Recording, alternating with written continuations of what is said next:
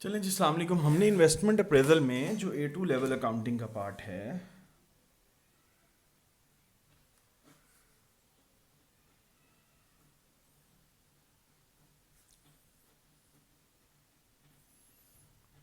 हमने investment appraisal में एक मेथड कर लिया था, that was accounting rate of return.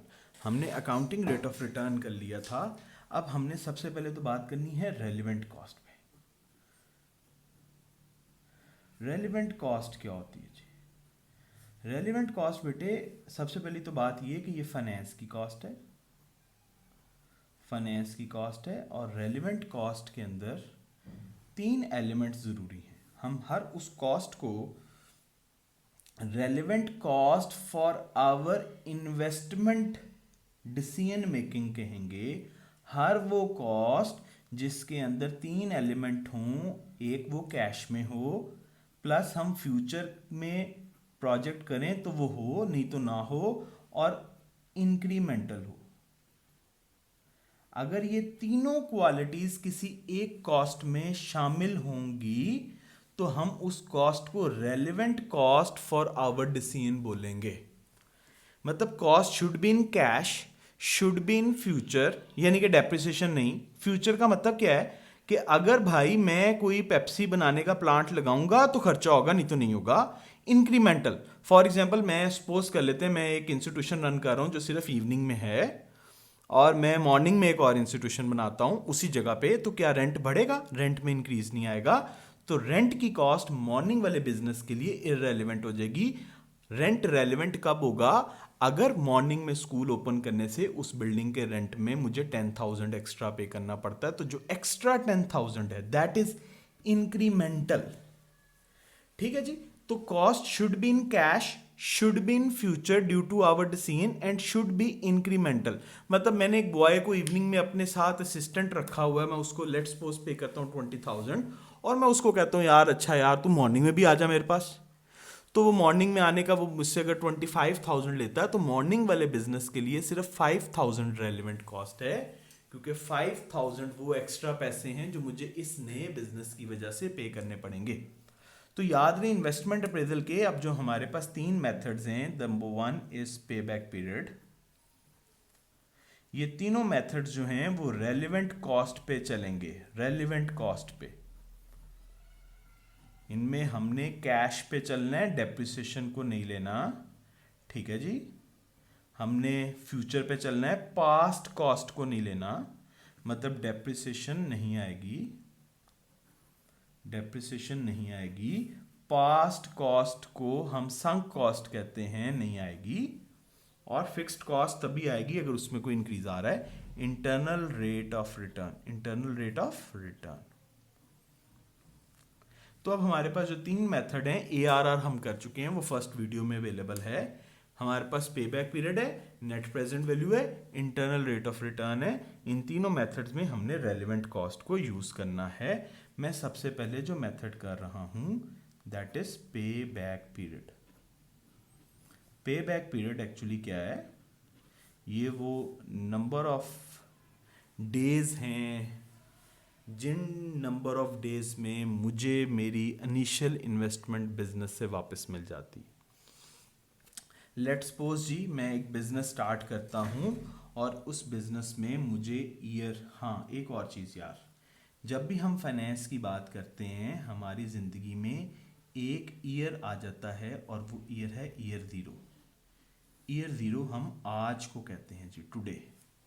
आज, आज के लिए हम हमेशा फाइनेंस में ईयर ज़ीरो यूज़ करते हैं। ईयर ज़ीरो में लेट्स सपोज मैं एक बिजनेस कर रहा हूँ और ईयर ज़ीरो में मेरे आउटफ्लोज होंगे लेट्स सपोज 100,000। तो भाई ये पैसे कितनी देर में बिजनेस मुझे वापस कर देगा? This type of method is पे बैक पीरियड।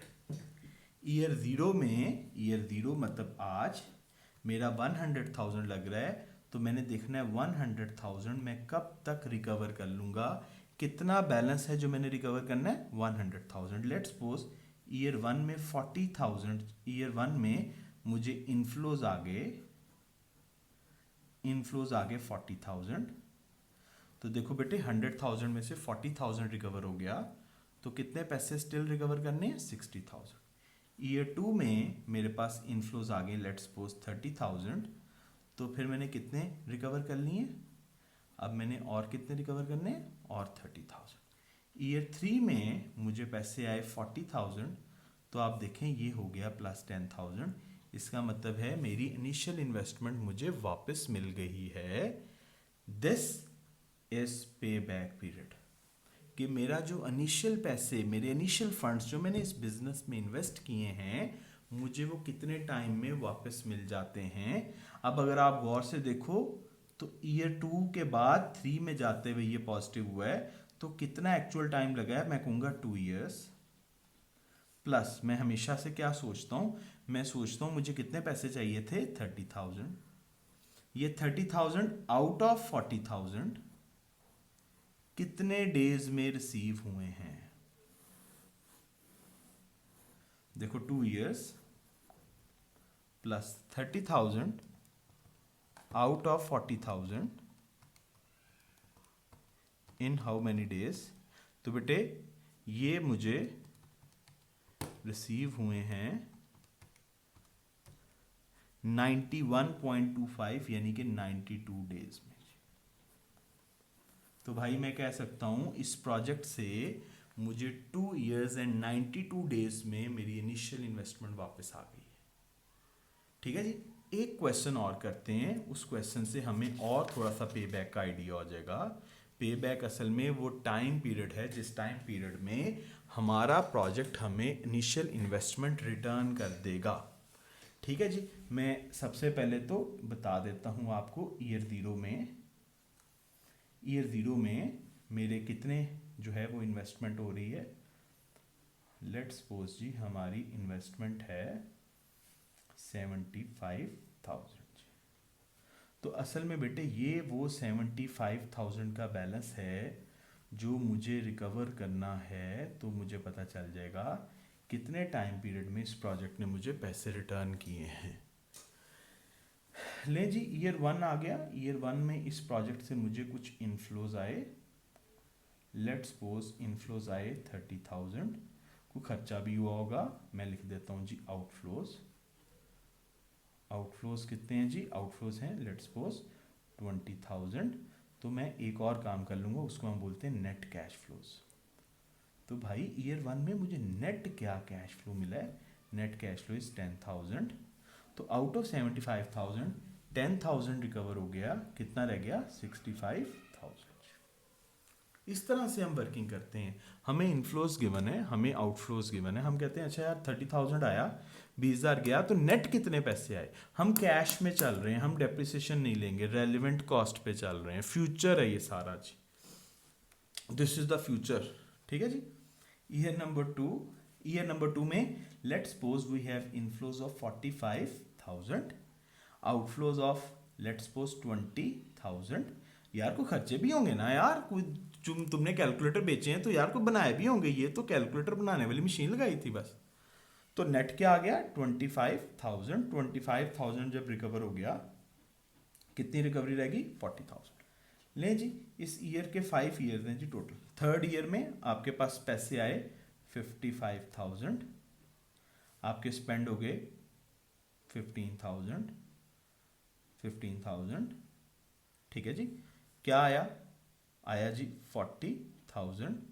ये क्या हो गया? नील। इसका मतलब है भाई फुल 3 ईयर्स। कितना टाइम लगा है? Full 3 years. पूरे 3 साल में रिकवरी हो गई है। इस पे बैक पीरियड का एक डिसएडवांटेज क्या है कि जो ही आपको पे बैक पीरियड मिल गया, कोई भी बंदा जो इस मेथड को फॉलो करता है वो ईयर नंबर 4 और 5 के रेवेन्यूज में इंटरेस्टेड ही नहीं होता। तो पे बैक पीरियड किसी भी प्रोजेक्ट की फुल लाइफ को नहीं देखती, ये इसका डिसएडवांटेज है। फिर यार देखो 75,000 आज के और ईयर 3 के 75,000 क्या बराबर है? इसको हम बोलते हैं टाइम वैल्यू ऑफ मनी। कि due to interest rate fluctuation हमारे जो फंड्स हैं, उन फंड से जो हम बाय कर सकते हैं 2001 में, वो हम 2016 में बाय नहीं कर सकते। This is all because of interest rate fluctuation. इसको इन्फ्लेशन के साथ अटैच नहीं करते, कॉस्ट ऑफ कैपिटल टाइम के साथ बढ़ता रहता है जी। तो चूंकि कॉस्ट ऑफ कैपिटल बढ़ता रहता है तो फिर अमाउंट की जो वर्थ है वो सेम नहीं रहती। तो हम इस प्रोजेक्ट में एक डिसएडवांटेज भी है इस मेथड में, पे बैक मेथड में, कि ये किसी प्रोजेक्ट की फुल लाइफ को कंसीडर नहीं करता। ये जहां आंसर आ जाता है वहां से आगे हम देखते नहीं है ईयर 4 में क्या आ रहा, 5 में क्या आ रहा, हम कहते हैं बस जी हो गया जी हमारा काम।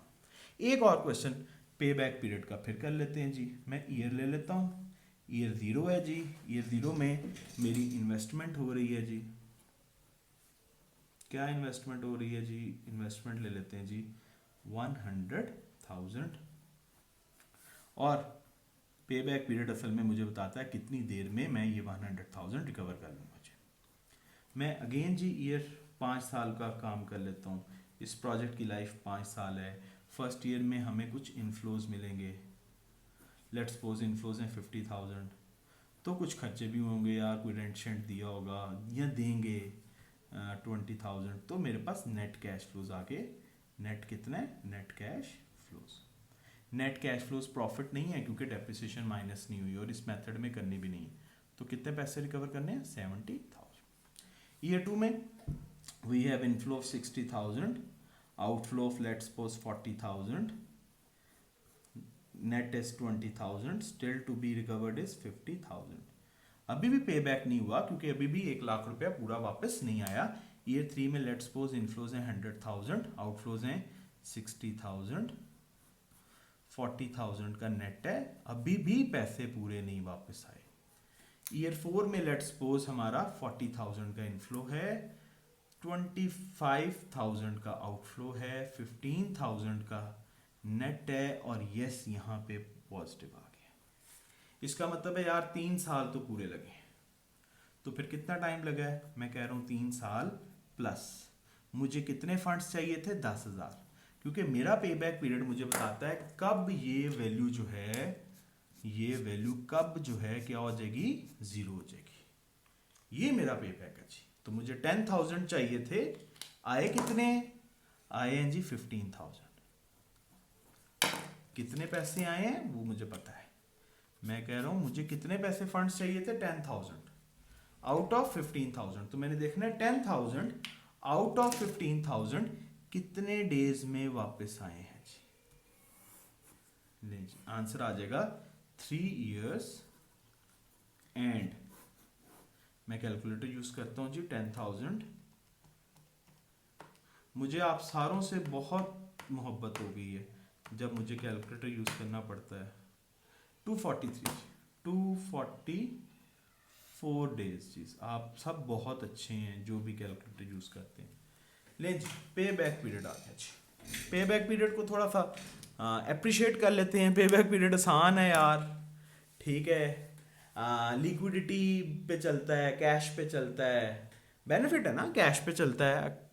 एस्टिमेशंस नहीं हुई, डेप्रिसिएशन टाइप एस्टिमेशंस नहीं है, ठीक है ना। कैश बेसिस पे चलना है, ट्रस्ट किया जा सकता है। डिसएडवांटेज क्या है?